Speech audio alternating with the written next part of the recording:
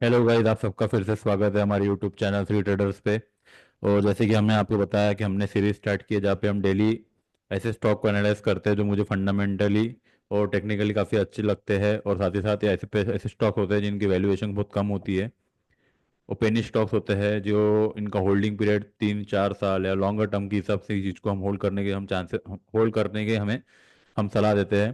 तो ये ऐसी स्टॉक हम यहाँ पे फाइंड आउट करते हैं, उसी चीज़ को एनालाइज करते हैं और हम उसी डिटेल में एनालाइज करते हैं। जो भी चीज़ें हम यहाँ पे बता रहे हैं कंप्लीटली एजुकेशनल पर्पस के तौर पे बता रहे हैं, तो आपके एंड से भी उस चीज़ को एनालाइज करिए और बाद में ही यहाँ पे इन्वेस्टमेंट प्लान करिएगा। तो इस सीरीज में हमने ऑलरेडी कई सारे स्टॉक ऑलरेडी हम डिस्कस कर चुके हैं। तो वो भी आप एक बार चेकआउट कर सकते हो और अपने एंड से उस चीज़ को भी एक बार एनालाइज करके इन्वेस्टमेंट प्लान कर सकते हो। तो इस सीरीज का हमारा 29 स्टॉक रहेगा। कंफर्ट फिनकैप लिमिटेड, ये फाइनेंस कंपनी है जिनका करंट मार्केट प्राइस है 10.4 का, मार्केट कैपिटल है 67-68 के अराउंड, सॉरी 65-66 करोड़ के अराउंड इसका मार्केट कैपिटल है। ये 1982 की कंपनी है और बेसिकली ये लोन्स प्रोवाइड करती है। मेन बिजनेस इनका लोन का ही है। ये मुंबई बेस्ड कंपनी है जिनका एनबीएफसी है और ऑफरिंग करती है loan against security, property, supply chain managing, financing etcetera. ये सारे मैम बेसिकली मैं ये बोल सकता हूँ डायरेक्टली ये लोन देती है आपको अपनी प्रॉपर्टी मोर्टगेज करके आपकी प्रॉपर्टीज के अगेंस्ट, प्रॉपर्टी के सिक्योरिटीज के अगेंस्ट। और उन्हीं से ये सारी अपनी काम और बिजनेस रन आउट करते हैं। तो ये जो चीज़ें, ये तो बेसिक हो गया, इसका बेसिक कंपनी की डिटेल्स हो गई है। अगर फंडामेंटली चेकआउट कर लेते हैं उस चीज़ को कि क्या है कंपनी मुझे अच्छी लगती है नहीं लगती रेशोज के हिसाब से।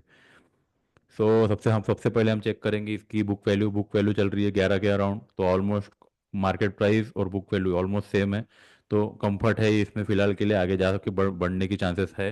और जिस हिसाब से पर्टिकुलर सेक्टर में, फाइनेंसिंग सेक्टर में जिस हिसाब से ग्रोथ हो रही है, एनपीएस कम हो रहे हैं और आने वाला क्वार्टर भी काफ़ी अच्छा जाएगा, तो हमें लगता है कि आने वाले क्वार्टर में भी आपको अच्छा खासा रिटर्न देने की क्षमता ये पर्टिकुलर स्टॉक रखता है। फेस वैल्यू इसकी 2 है, स्टॉक का पी चल रहा है 13, सेक्टर का पी चल रहा है 24। अगर पी रेशोज को अगर कंपेयर करता हो तो उसमें भी हमें काफ़ी कंफर्टेबल लग रहा है ये पर्टिकुलर स्टॉक। तो आप यहाँ पे भी एक बार इन्वेस्टमेंट का प्लान कर सकते हो।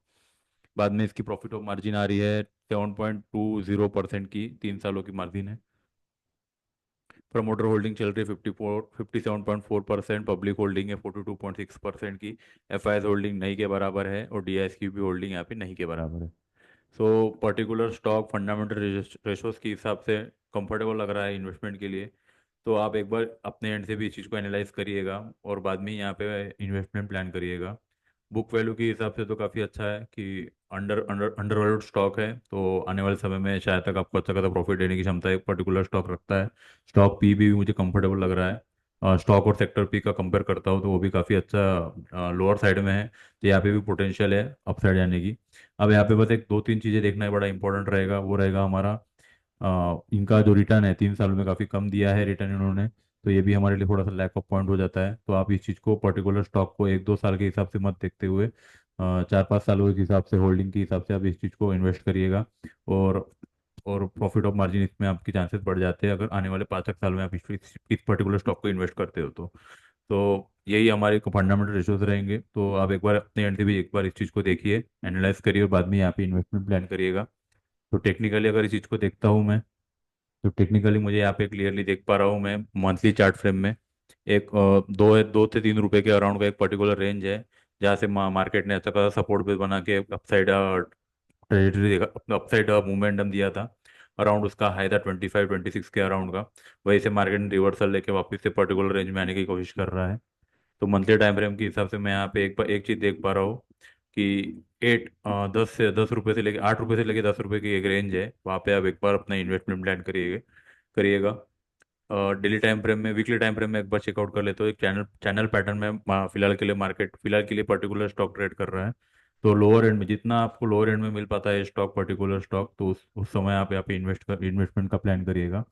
तो उस हिसाब से अगर मैं बोलता हूँ तो 8 to 10 का एक इंपॉर्टेंट लेवल है। अगर पर्टिकुलर लेवल पे अगर आपको ये पर्टिकुलर स्टॉक मिलता है तो आप अपने एंड से इस चीज़ को एनालाइज करिए। और अगर पर्टिकुलर लेवल ब्रेक डाउन करता है तो फिर 4 रुपए से लेके 6 रुपए तक की एक इम्पोर्टेंट लेवल है। वहाँ पे आप अपना इन्वेस्टमेंट अगेन प्लान कर सकते हो और पर्टिकुलर शेयर को एवरेज भी कर सकते हो। एवरेज करिए, पर्टिकुलर स्टॉक को इन्वेस्टमेंट करिए, एवरेज करिए, नीचे आता है फिर से एवरेज करिए। और इस पर्टिकुलर स्टॉक को होल्ड करिए लॉन्गर टर्म के हिसाब से, काफ़ी अच्छा रिटर्न देने की ये पर्टिकुलर स्टॉक एक क्षमता रखता है। तो ये डेली टाइम फ्रेम में वही चीज़ बता रहा हूँ वापस से।